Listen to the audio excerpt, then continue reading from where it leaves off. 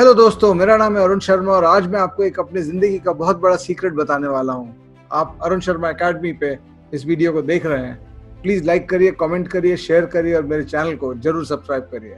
और आज जो मैं आपको सीक्रेट बताने वाला हूँ वो सीक्रेट है कॉम्पिटिटिव एग्जाम को क्रैक करने के 7 सबसे बड़े सीक्रेट्स जो अक्सर लोगों को पता नहीं चलते हैं और लोग इन चीज़ों को, इन मुद्दों को, इन सीक्रेट्स को अपने प्रिपरेशन में नहीं ला पाते हैं, जिसके कारण लोग फेल करते हैं।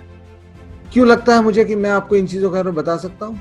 वेल, दुनिया का सबसे टफेस्ट एग्जाम में से एक माना जाने वाला कैट तो मैंने 20 बार क्रैक किया है। आप लोग में से बहुत लोग इस बात को जानते होंगे, लेकिन बहुत लोग नहीं भी जानते होंगे, इसलिए मैं बता देता हूँ। मेरे परसेंटाइल्स कैट में 99.99, 99.97, 99.96, 99.97, 99.99 इस तरह के परसेंटाइल से मैं हमेशा इस एग्जाम को क्रैक करता आया हूं। दूसरा, पिछले 25 सालों में IIM बैंगलोर से पास आउट करने के बाद मैंने अपनी जिंदगी और अपने करियर को लोगों की मेंटरशिप में लगाया है कॉम्पिटिटिव एग्जाम में। और इस दौरान अलग अलग जगहों पे लाखों स्टूडेंट्स को मैंने ट्रेन किया है वेरियस कॉम्पिटिटिव एग्जाम के लिए। कैट, बैंकिंग, एप्टीट्यूड एग्जाम्स की बात आप कर लीजिए, या फिर आप IAS एग्जाम की बात कर लीजिए, जहाँ पे मैं वाजीरामन रवि में 5-7 साल तक पढ़ाया था IAS एग्जाम के लिए। तो लाखों लोगों को मैंने ट्रेन किया है और इस ट्रेनिंग में मैंने ये पाया है कि जो टॉप के बच्चे होते हैं उनमें कुछ डिफरेंस होता है तो जिस तरह से काम करते हैं बनिस्पत के उन लोगों से जो फेल करते हैं इन एग्जाम में। और आज मैं आपको वो 7 सीक्रेट बताने जा रहा हूँ जो हर टॉपर जानता है और हर स्टूडेंट जो शायद बुरा ना हो लेकिन एग्जाम को क्लियर नहीं कर पाता है, उनको इन सीक्रेट्स के बारे में कभी पता नहीं चलता है। तो चलिए इस इंट्रोडक्शन के बाद हम लोग इन सीक्रेट्स को देखना स्टार्ट करते हैं। तो सबसे पहला सीक्रेट क्या है, जानने में उत्सुक होंगे आप? वेल, सबसे पहला सीक्रेट कॉम्पिटिटिव एग्जाम के नाम से ही निकलता है। एक कॉम्पिटिटिव एग्जाम ऐसा सिचुएशन होता है जहां पे आपको अपने कंपटीशन को बीट करना, और कंपटीशन को बीट करने के लिए आपके पास अगर एग्जाम के दिन, एग्जाम के समय कॉम्पिटिटिव एडवांटेज नहीं है अपने कंपटीशन के खिलाफ, कॉम्पिटिटिव वर्चस्व नहीं है अपने कंपटीशन के खिलाफ, तो आप कैसे उनको बीट करने वाले हैं? और ये कॉम्पिटिटिव वर्चस्व वेरियस चीजों से बनता है डिफरेंट एग्जाम्स के लिए। कुछ एग्जाम्स में जैसे कि एप्टीट्यूड एग्जाम्स और IIT टाइप के एग्जाम्स जहाँ पे प्रॉब्लम सॉल्विंग इंपॉर्टेंट होता है, उन एग्जाम्स में ये वर्चस्व आपका बनता है नॉलेज से, सब्जेक्ट नॉलेज 1। दूसरा, सिचुएशनल रिएक्शन। इन एग्जाम्स में क्या होता है कि आपको प्रॉब्लम सॉल्विंग सिचुएशंस दिए जाते हैं, उन सिचुएशंस में आपका रिएक्शन दूसरों से बेटर है कि नहीं, वहां से आपका कॉम्पिटिटिव एडवांटेज बनता है। और तीसरा, of course, problem solving skills, problem को हल करने के स्किल्स और आपके काबिलियत पे कॉम्पिटिटिव एडवांटेज बनता है। और दूसरे तरह के जो एग्जाम्स होते हैं कॉम्पिटिटिव वाले, जो डिस्क्रिप्टिव वाले होते हैं, वहाँ पे फिर से सब्जेक्ट नॉलेज से तो आपका कॉम्पिटिटिव एडवांटेज बनता ही है, लेकिन वहाँ पे बाकी जो दो सोर्सेज होते हैं कॉम्पिटिटिव एडवांटेज के, वो ये होते हैं डिस्क्रिप्टिव एग्जाम्स में, जैसे सिविल्स हो गया या चार्टर्ड अकाउंटेंसी हो गया। उन एग्जाम्स में आपका आंसर फ्रेमिंग, आप जब सवाल देखते हैं तो आप अपने आंसर की रीढ़ की हड्डी किस स्ट्रक्चर में बनाते हैं और कितने अच्छे से बना पाते हैं, वहां से कॉम्पिटिटिव एडवांटेज आता है। और तीसरा, of course, answer writing skills, आपके आंसर के लिखने की क्षमता और काबिलियत कैसी है, वहां से आता है। तो जब आप अपने कॉम्पिटिटिव एग्जाम के बारे में डिसीजन लेते हैं कि कौन सा एग्जाम में देने वाला हूं, तो सबसे पहला मुद्दा आपको जो फिक्स करना है कि आपका स्ट्रेटेजिक कॉम्पिटिटिव एडवांटेज कहाँ से आने वाला है, और उसके बाद आप अपने प्रिपरेशन को उसी मुद्दे पे फोकस करके आपको चलाना पड़ेगा अगले 6 महीने 1 साल के लिए। चलिए दूसरे मुद्दे पे आते हैं। दूसरा सीक्रेट, सही सवाल पूछिए। क्या मतलब? मैंने अक्सर पाया है as a trainer and as a mentor, और मैंने अक्सर देखा है कि जो सक्सेसफुल और टॉपर्स बच्चे होते हैं उनका शुरुआती सवाल एकदम सही होता है, जबकि जो बच्चे अच्छे होंगे लेकिन सक्सीड नहीं करते हैं, उनका शुरुआती सवाल गलत होता है। और वो गलत सवाल होता है कि मुझे कितना रोज पढ़ना चाहिए। अरे भैया, मैं तुमको नहीं बता सकता हूँ कि तुमको कितना रोज पढ़ना चाहिए। मैं तुमको क्या बता सकता हूँ और क्या सवाल मुझे चाहिए तुमसे एज अ स्टूडेंट जो कॉम्पिटिटिव एग्जाम के लिए तैयारी कर रहा है। हर कॉम्पिटिटिव एग्जाम का टीचर और मेंटर आपको यही बोलेगा कि तुमको ये काम करना है। तो सवाल ये पूछो, पहला सही सवाल ये पूछो कि मेरा काम क्या है, मुझे क्या करना होगा, बता दीजिए। मत पूछिए कि मुझे रोज कितना पढ़ना है, पूछिए कि मुझे करना क्या है। Third secret, plan. Do not miss plan your timeline. अपने टाइमलाइन को प्लान करिए, मिस प्लान मत करिए, गलत प्लानिंग मत करिए। क्या मतलब इसका?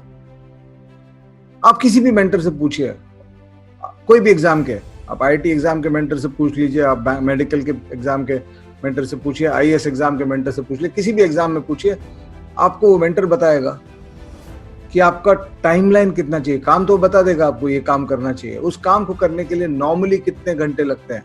अगर आप स्लो लर्नर हैं तो आपको कितने घंटे लगेंगे, अगर आप फास्ट लर्नर हैं तो आपको कितने घंटे लगेंगे। एक ऑप्टिमल टाइम होगा। आप आईआईटी के मैथ्स की बात कर लीजिए, 800 से 1000 घंटे। आईआईटी फिजिक्स और केमिस्ट्री की बात कर लीजिए, 500 घंटे का टाइमलाइन होता है। आईएएस एग्जाम की जनरल स्टडीज की बात कर लीजिए, 800 से 1000 घंटे की टाइमलाइन होती है। क्वांटिटेटिव एप्टीट्यूड की बात कर लीजिए, कैट टाइप के एग्जाम में 600 से 800 घंटे की टाइमलाइन होती है।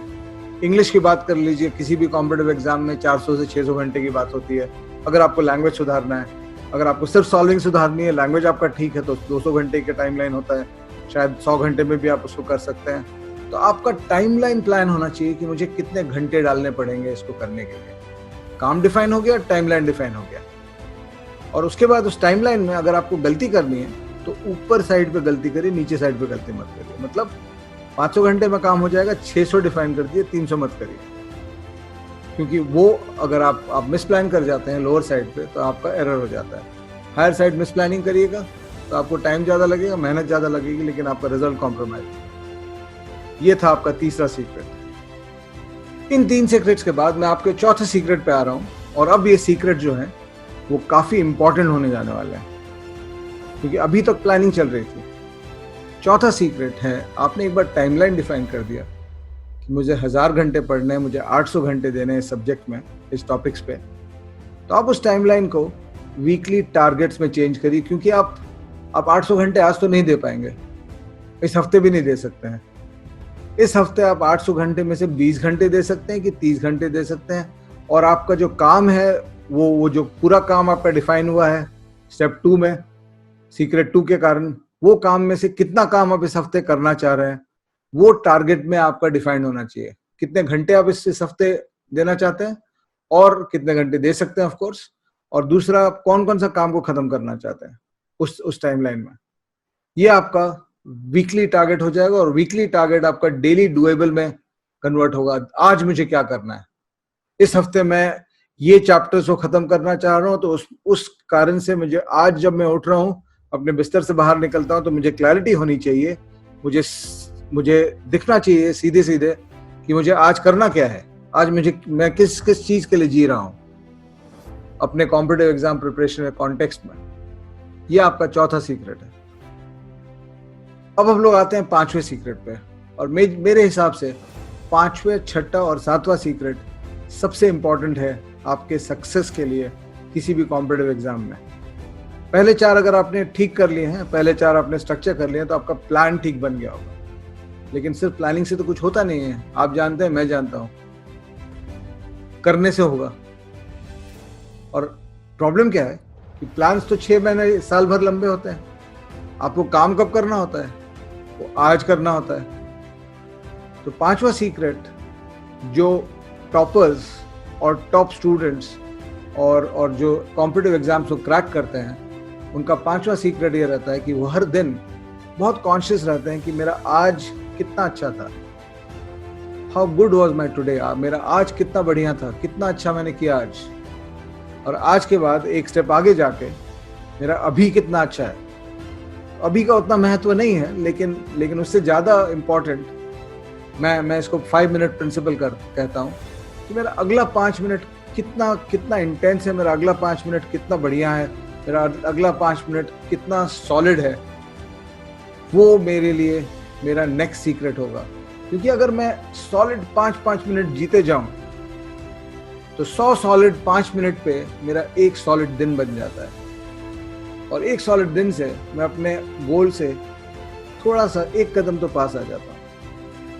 इसलिए आपका 5वां सबसे बड़ा सीक्रेट है कि अपने अगले 5 मिनट को मैनेज करिए, अपने अगले 5 मिनट में ग्रेट बनिए, अपने अगले 5 मिनट में अपने प्लान्स को एग्जीक्यूट करिए, अपने टारगेट्स को एग्जीक्यूट करिए।